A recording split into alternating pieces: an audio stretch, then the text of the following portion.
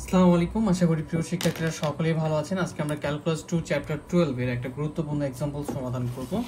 Example 51। তো 51 example কি বলছে সেটা আমরা প্রথমত দেখার চেষ্টা করি।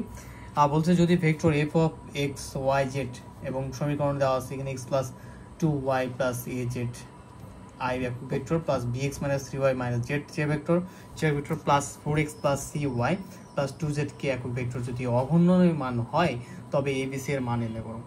তাহলে এটা আমরা কি করতে হবে, এটা সমাধান করতে হবে। তো একটা ভেক্টর দেওয়া আছে এখানে এবং ভেক্টর ফাংশন দেওয়া আছে এবং এখান থেকে বলতেছে যে অঘূর্ণনীয় মান হতে হবে এবং সেক্ষেত্রে কি করতে হবে, আমাদের যে এ বি সি রয়েছে এদের মান নির্ণয় করতে হবে। তাহলে প্রথমত আমাদের এখানে একটা পয়েন্ট রয়েছে অঘূর্ণনীয় মান। তো একটা ভেক্টরের সঙ্গে একটা ভেক্টর কখনো অঘূর্ণনীয় মান হবে সেটা আমরা একটু জানা জরুরি। যদি ডেল ভেক্টর ক্রস যদি এফ যে ভেক্টর ফাংশন রয়েছে এটার ভ্যালুটা যদি 0 আসে সেক্ষেত্রে তখন সে কি হয়ে যাবে, এটা আমরা ক্রস গুণন করার ফলে যে নির্ণায়কের মানটা আসবে সেটার ভ্যালু যদি 0 হয় সেক্ষেত্রে আমরা কি বলতে পারি, এটা ইকুয়াল 0 হলে আমরা বলতে পারি যেটা অঘূর্ণনীয় মান হবে। তো এখন এই শর্তের ভ্যালুটা বের করতে গিয়ে আমরা খুব সহজে এবিসি এর মান নির্ণয় করতে পারবো। তাহলে প্রথমত আমাদের কি দেখতে হচ্ছে যে এ আসলে অঘূর্ণনীয় মান কখন হয় সেটা আমাদের জানতে হচ্ছে, রাইট?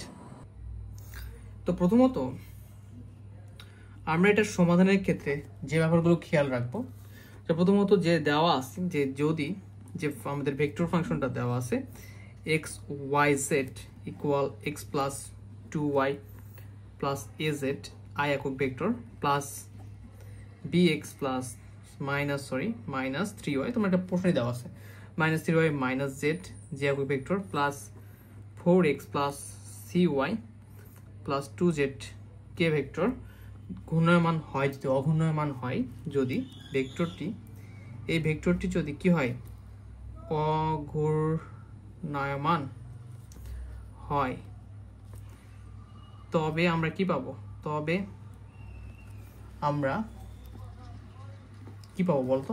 তবে আমরা পাই যে এই যে ভেক্টর ডেল ভেক্টর ক্রস এই এফ ভেক্টর ইকুয়াল 0 হতে হবে। যদি অঘূর্ণায়মান হয় তাহলে কি এই ডেল ভেক্টরের সঙ্গে যে ভেক্টর এটা হচ্ছে আমাদের ফলাফলটা 0 হতে হবে, রাইট? তো আমরা এই শর্তে আগানোর চেষ্টা করব। তো এখন এদের ডেল ভেক্টর মানে কি বলতো?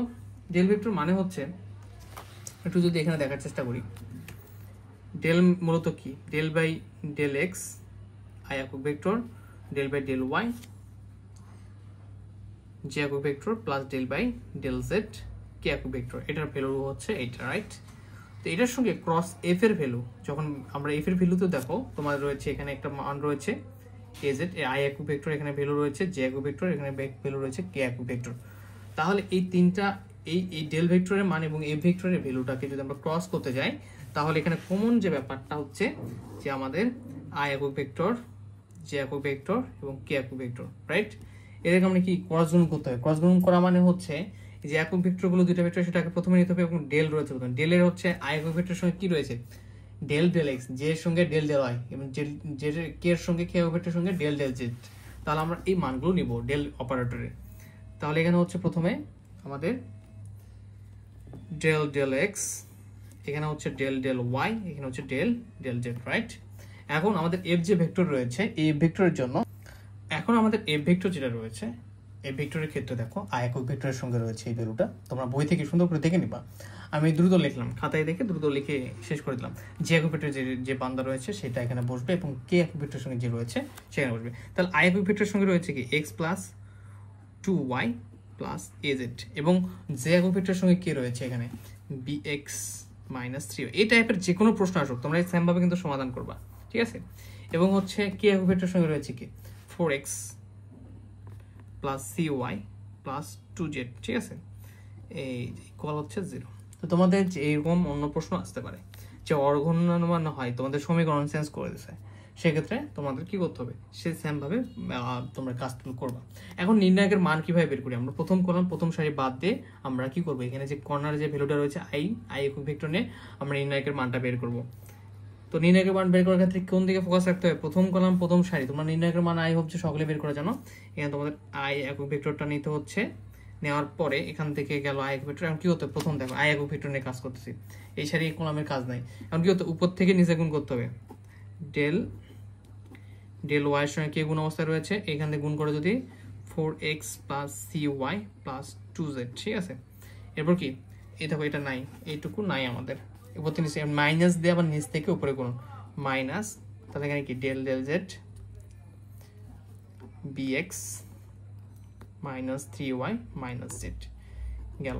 এখন কি করতে হয় দেখো, এখন আবার যে একক ভেক্টর নিতে হয়, তাহলে যে একক ভেক্টর নিলে প্রথম সারি দ্বিতীয় কলাম বাদ দিতে হয়, বাদ দিয়ে বাকি যে অংশগুলো রয়েছে এটা এটা এটা এদের মধ্যে আবার গুণ করতে হয়। তো দেখো যদি আমরা মাইনাস নিই সেক্ষেত্রে উপর থেকে নিচে আবার সেমভাবে গুণ করলে হবে।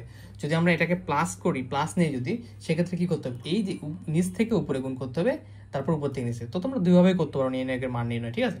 তো বই এভাবে করে দেওয়া আছে, তোমাদেরকে একটু অ্যাডভান্স লেভেলটা শিখে, অথবা তোমরা মাইনাস দিয়ে উপর থেকে নিচে গুণ করবা, নিচ থেকে আবার উপরে গুণ করবা। আমি প্লাস দিলাম, এখন কি করবো বলো তো, এখন তাহলে কি করতে হবে, প্লাস দেওয়ার কারণে উপর থেকে নিচে না, এখানে হচ্ছে যেটা বিজোড় যেটা নেগেটিভ হয় নির্ণয়ের ক্ষেত্রে দ্বিতীয় যে মানটা বের করতে গেলে, আর 1 নম্বর সারি 2 নম্বর কলাম মানে 3 সামনে নেগেটিভ হয়, ওই সূত্র অনুযায়ী আমরা যেহেতু প্লাস দিয়ে ফেলছি এখানে সামনে, তাহলে আগে যেহেতু প্লাস দিয়ে ফেলছি তার মানে নিচ থেকে উপরে গুণ করতে হবে, তাহলে del del Z X plus 2y plus az, ঠিক আছে।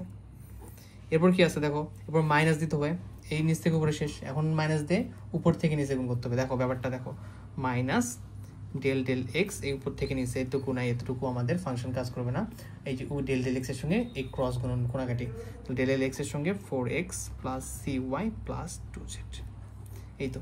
তো দেখো এটা তোমাদের কেন বুঝালাম, তোমাদের অনেকেই কনফিউজ হয়ে যাও যে নির্ণয় রুলস অনুযায়ী মাইনাস হওয়ার কথা। হ্যাঁ, উপর থেকে নিচে যদি প্রথমে কাজ করো সেক্ষেত্রে মাইনাস, প্লাস যদি নাও এই 2 নম্বর এখানে এসে 2 নম্বর পয়েন্টে এসে প্রথমটার কাজ করার পর দ্বিতীয়টা দেশে, তখন নিচ থেকে উপরে নিতে হবে, প্লাস নিলে নিচ থেকে উপরে আগে গুণ করতে হবে এবং উপর থেকে আবার নিচে গুণ করতে হবে। নিচ থেকে উপরে বলতে তোমাদের অনেক কনফিউজ হতে পারো যে ভাই আগে তো তাহলে এইটা আমরা গুণ মানে এটা আগে থাকবে, এটা সমস্যা নেই, কিন্তু এদিকে আগে গুণ করতে হবে, ঠিক আছে।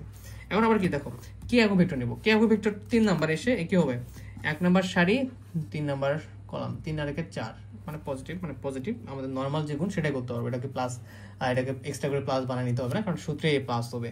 তাহলে উপর থেকে নিচে গুণ করো, del del X bx minus 3y minus z, এরপর কি উপর থেকে নিচে গুণ করলাম মাইনাস দিয়ে, আবার নিচ থেকে উপরে minus del del y x plus 2y plus az, এই তো খুব স্বাভাবিকভাবে হয়ে যাচ্ছে। এখন কি বলো, এখন ইম্পর্টেন্ট পার্টটা হচ্ছে এখানে যে তোমাদের এখানে অন্তরীকরণ করতে হবে। দেখো এখানে y এর সাপেক্ষে এই অংশটাকে অন্তরীকরণ করতে হবে, জেটের সাপেক্ষে এই অংশটাকে অন্তরীকরণ করতে হবে, জেটের সাপেক্ষে এই অংশটাকে। আই হোপ তোমরা ইতিমধ্যে অন্তরীকরণের ব্যাপারগুলো ক্লিয়ার। এখানে অন্তরীকরণের সব থেকে সহজ যে রুলসটা রয়েছে সেই রুলসটা অ্যাপ্লাই হবে, এটা নিয়ে টেনশন করতে হবে না। দেখো যে এক্স এর সাপেক্ষে এক্স স্কয়ার অন্তরীকরণ করলে কি হয়, 2x, রাইট। আমরা জানি কি এক্স এর এইটা অন্তরীকরণটার সূত্রটা কেমন, যে ddx x two the power n এর সূত্র, এই পাওয়ারটা সামনে আসবে ভিত্তি পাওয়ার থেকে 1 বিয়োগ, তাই না, এটা হচ্ছে মেইন আমাদের আদর্শ সূত্র। কিন্তু কাকে করতে পারবো, এক্স এর সাপেক্ষে এক্স যুক্ত ফাংশনকে করতে পারবো। যদি এক্স এর সাপেক্ষে যদি আমাদের অন্য কোনো ফাংশন থাকে ওয়াই কে অন্তরীকরণ করতে পারবো না, এই ভ্যালুটা কি 0 হয়ে যাবে, রাইট। তো তোমরা দেখো এখানে আমরা একবারে বোঝার চেষ্টা করবো, এখানে ওয়াই এর সাপেক্ষে, কারণ এটাকে আবার এক্সট্রা করতে গেলে অনেক সময় লাগবে, ওয়াই এর সাপেক্ষে করতে বলতে আমরা এখানে 4x রয়েছে, প্রথমত ওয়াই এর সাপেক্ষে 4x করলে কি 0 হয়ে যাবে, যেহেতু এখানে কি ওয়াই ফাংশন নাই। এখানে দেখো 2z আছে, ওয়াই এর সাপেক্ষে 2z, পুরো ফাংশনটা কিন্তু 3টা পদ, এখানে দেখতে পাচ্ছ একটা অংশ কিন্তু 3টা পদ রয়েছে, ডেল ডেল ওয়াইটা 3টা পদের সঙ্গে গুণ অবস্থায় রয়েছে।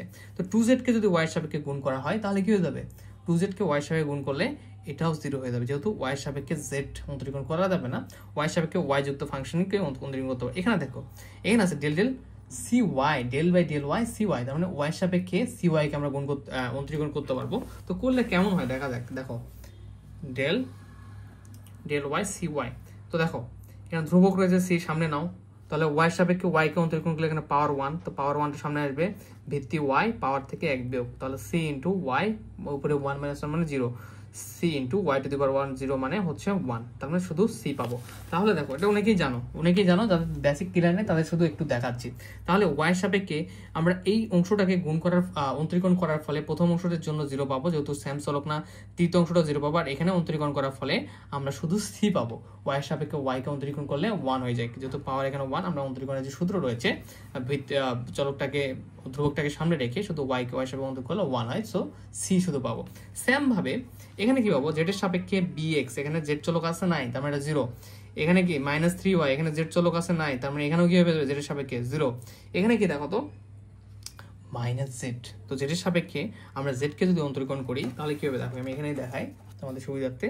তো জেডের সাপেক্ষে যদি আমরা জেডকে যদি অন্তরীকরণ করি, এর উপরে পাওয়ার 1 আছে, তো পাওয়ারটা সামনে আসবে ভিত্তি, পাওয়ার 1 থেকে 1 বিয়োগ, তাহলে জেডের উপরে পাওয়ার 0 1 - 1, তাহলে জেড টু দি পাওয়ার 0 মান কত 1, তাহলে আমরা এখানে কত পাবো -1। তো এই -1টা পাবো জেড এর সাপেক্ষে অন্তরীকরণ করলে, এই দুটো যেহেতু সেম চলক নাই জেড এর সাপেক্ষে, সো এই দুটো 0, আর এখানে -1, এই মাইনাসে মাইনাসে কি হবে +1 হয়ে যাবে, তাহলে এখান থেকে পেলাম সি আর এখান থেকে পেয়েছি +1, তাহলে সি +1 হয়ে যাবে। বাকিগুলো সেম, জেড এর সাপেক্ষে x 0 হয়ে যাবে, 2y 0 হয়ে যাবে, যেহেতু সেম চলক নাই, জেড এর সাপেক্ষে জেড চলক থাকলে অন্তরীকরণ করতে পারবো। এখানে az রয়েছে, তাহলে এখানে জেড এর সাপেক্ষে জেড কে অন্তরীকরণ করলে 1 আর এটা থাকবে শুধু এখানে, তাহলে -x এর সাপেক্ষে এখানে শুধু 4x কে অন্তরীকরণ করলে এখানে x এর ভ্যালু 1 হয়ে যাবে শুধু, তাহলে 4 × 1 থাকবে x এর সাপেক্ষে x কে অন্তরীকরণ করলে। এখানে cy 2z, x এর সাপেক্ষে cy 2z কে আমরা অন্তরীকরণ করলে 0 হয়ে যাবে, কেননা x এর সাপেক্ষে শুধু আমরা x কে অন্তরীকরণ করতে পারবো। আমরা সকলেই অন্তরীকরণের ব্যাপারগুলো ক্লিয়ার জানি, না জানলে এই চ্যাপ্টারে না এসে তোমরা আগের চ্যাপ্টারগুলো ভালোভাবে করবা। এখানে x এর সাপেক্ষে শুধু bx কে অন্তরীকরণ করবা, করলে শুধু b পাবা, এগুলো 0 হয়ে যাবে, y সাপেক্ষে এটা 0 হয়ে যাবে, এটা 0 হয়ে যাবে, এখানে শুধু 2 পাবা, তাহলে কি হবে b - 2, রাইট। তো আমরা এখানে আমাদের একটা ধ্রুবকগুলো, আমরা যে চলক ছিল এককগুলো, সেই এককগুলো দিতে আমরা ভুলে গিয়েছি, তোমরা এককগুলো অবশ্যই দিবা, যে একক ভেক্টর এখানে কি একক ভেক্টর, ওকে। এই যে আমাদের যে এককগুলো সেগুলো দিতে হবে, ঠিক আছে। আচ্ছা, আমরা তাহলে পরবর্তী লাইনে কি করবো দেখো, পরবর্তী লাইনে শুধু মানগুলো বসাবো, এখানে c, এখানে -1 মাইনাস প্লাস, এখানে পাবো অন্তরীকরণ করলে -1 মাইনাস +1 c +1 একক ভেক্টর। এখান থেকে যেটা পাবো যে a মাইনাস এই যে x এর চলক a মাইনাস এই যে 4 পাবো, ঠিক আছে, a - 4 যে একক ভেক্টর। এখানে পাবো হচ্ছে x এর সাপেক্ষে করলে b মাইনাস y এর সাপেক্ষে অন্তরীকরণ করলে এখানে কত, এখানে রয়েছে একটা প্লাস ছিল, সো আমাদের এখানে থাকবে হচ্ছে ঠিক প্লাস ছিল y এর সাপেক্ষে, এই দেখো, তাহলে এখানে থাকবে কি শুধু হচ্ছে আমাদের 2 থাকবে, তাহলে এখানে b - 2 কি একক ভেক্টর। তো আমি এটা একবারে দেখালাম, আমরা এখন শুধু এটা লিখে দেব, বুঝতে পেরেছো তোমরা? দেখো, তাহলে এখন আমরা ফাইনাল রেজাল্টটা কি পাবো, c +1 একক ভেক্টর। অবশ্যই যারা অন্তরীকরণ পাও না, অন্তরীকরণের পার্টগুলো তোমরা শিখে রাখার চেষ্টা করবা, তারপরে এই চ্যাপ্টারে আসবা। যে একক ভেক্টর প্লাস b - 2 কি একক ভেক্টর ইকুয়াল 0।